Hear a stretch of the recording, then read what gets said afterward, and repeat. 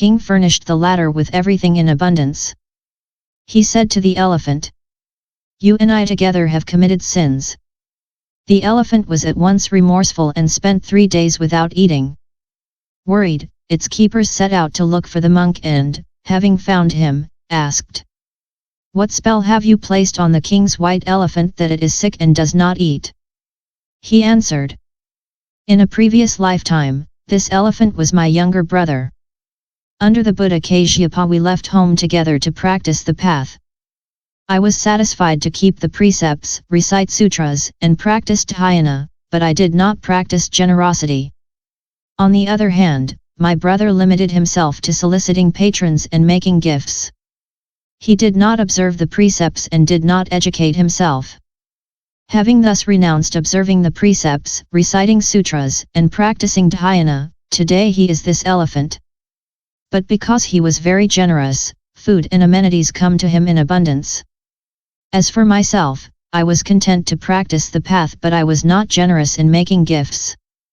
Thus today, even though I have attained the fruit of arhathood, I am unsuccessful in getting any food when I beg.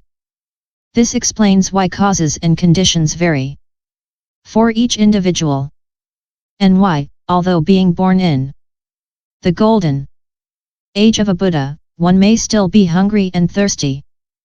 Question: how did these beings see their bowls filled?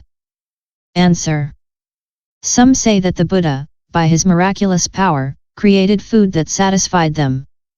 According to others, the Buddha's rays, on touching their bodies, suppressed their hunger and thirst. This is like the wish-fulfilling jewel. Those who think of it have neither hunger nor thirst. What then could be said of those who meet the Buddha? 8. The Sutras says that the sick are cured. There are 2 kinds of sickness. 1.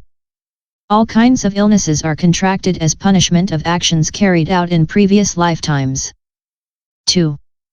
In the present lifetime, all kinds of illnesses are also contracted following sudden cold, heat, or wind. In the present lifetime, sicknesses are of 2 types. I. Internal sicknesses. Disturbances of the 5 internal organs, coagulation, sickness due to the stars, etc. 2. External sicknesses. Being crushed by a chariot, falling from a horse, being injured by weapons and other accidents of this kind. Question: what are the causes of sickness? Answer: for having devoted oneself in past lifetimes to all kinds of violence, e.g. beatings, pillage, imprisonment, etc. Sicknesses are contracted in the course of the present lifetime. In the present lifetime, again all kinds of sickness are contracted due to lack of hygiene, wrong nourishment, irregularity of sleeping and rising. There are 404 different illnesses. These illnesses are cured by the Buddha's miraculous powers. What is said is as follows. The Buddha was in the country of Chopoti. A Vaishya invited him and the samgha to take a meal at his house. There are 5 reasons why the Buddha, staying in a vihara, would go for a meal. 1. He wishes to enter into samadhi. 2. He wishes to preach the dharma to the devas. 3. He wishes to visit the monks' cells in the course of his walk. 4. He wishes to care for the sick monks. 5. He wants the monks who have not yet taken the precepts to take the precepta. Then raising up the door latch with his hand, the Buddha entered the bhikshus' cells. He saw a bhiksu who was sick and had no caregiver. Unable to rise up from his bed, he carried out all his needs in his bed. The Buddha asked him, "Why, O unfortunate man, are you alone and without a caregiver?" The bhiksu answered, "Bhagavath, I am lazy by nature and, when the others were sick, I did not care for them. Thus, now that I am sick, the others are not caring for me." The Buddha said to him, "My child, it is I who am going to take care of you."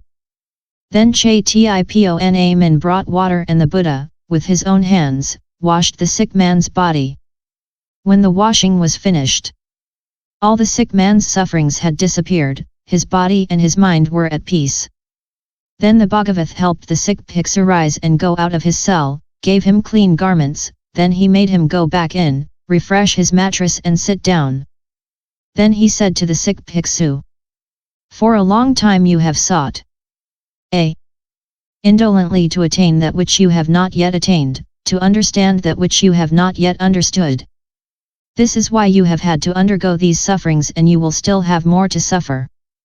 Hearing these words, the bhiksu said to himself, "The Buddha's loving kindness is immense, his miraculous power incalculable. When he washed me with his hand, my sorrows immediately disappeared. My body and my mind rejoiced. This is how the sick are healed by the miraculous power of the Buddha." 9. The Sutras says that the crippled recover their wholeness. Why are they crippled? 1. In the course of their previous existences, these people had mutilated bodies, cut off heads, hands and feet and broken limbs. Or they had broken a statue of the Buddha and torn off its nose. They had damaged a picture of a saint or broken the grindstone of their parents. For these sins they are often crippled when they take on a body. Furthermore, as punishment for their bad dharmas, they are ugly from birth. 2. In the present existence, they are victims of robbers or butchers and they are crippled because of all this. Or the sicknesses of wind, cold, or heat causes them physical discomfort and parts of their bodies become infected. This is why they are crippled. But thanks to the Buddha's loving kindness they recover their wholeness. Thus, for example, the servant of the jetavana called kien gandaka in the ts'in language means cut up. He was the brother of King sseu. He was handsome, kind, and endowed with an excellent heart. A high court lady fell in love with him, called him secretly and asked him to follow her, but Gandaka refused. The lady became very angry and slandered him to the king, placing the blame on him. On hearing this, the king had him cut into pieces and thrown into a cemetery. As he was not yet dead, a raksas tiger wolf came during the night to feed him. Then the Buddha came to him and shone his rays on him. His limbs reunited at once and his heart felt great joy. The Buddha preached the Dharma to him and he attained the threefold path. Taking him by the hand, the Buddha led him to the jetavana. Then Gandaka said, "My body was broken and abandoned. The Buddha has rejoined my limbs. I must dedicate my life to him. I give my body to the Buddha and to the samgha of bhikshus." The next day, on hearing of this event, King Prasenajit went to the jetavana and said to Gandaka, "I am sorry for the mistake I have committed against you. Indeed, you are not guilty, I have wrongly punished you. Therefore I am going to give you half of my kingdom as compensation." Gandaka answered, "I am satisfied, O king, you are not guilty either. It must be that way as punishment for faults that I have committed during my previous existences. But today I have given my body to the Buddha and the samgha. I will not return with you."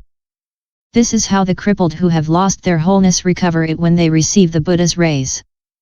This is why the sutra says that the crippled recover their wholeness. They are re-established as soon as they receive the Buddha's rays. B. Sutra. All beings obtained the mind of equanimity by thinking of one another with the feelings one would feel for one's mother, one's father, one's older brother, one's younger brother, one's older sister, one's younger sister, one's relatives, or one's spiritual friend. They practiced the 10 wholesome ways of acting. Pure, remaining celibate, they were without faults and were full of bliss like that experienced by a bhiksu in the third dhyana. They approved of wisdom, keeping the precepts, mastery of the self and non-violence towards beings. Sastra, question these beings had not renounced desire, were not concentrated and did not possess the 4 limitless ones, how could they attain an evenness of mind?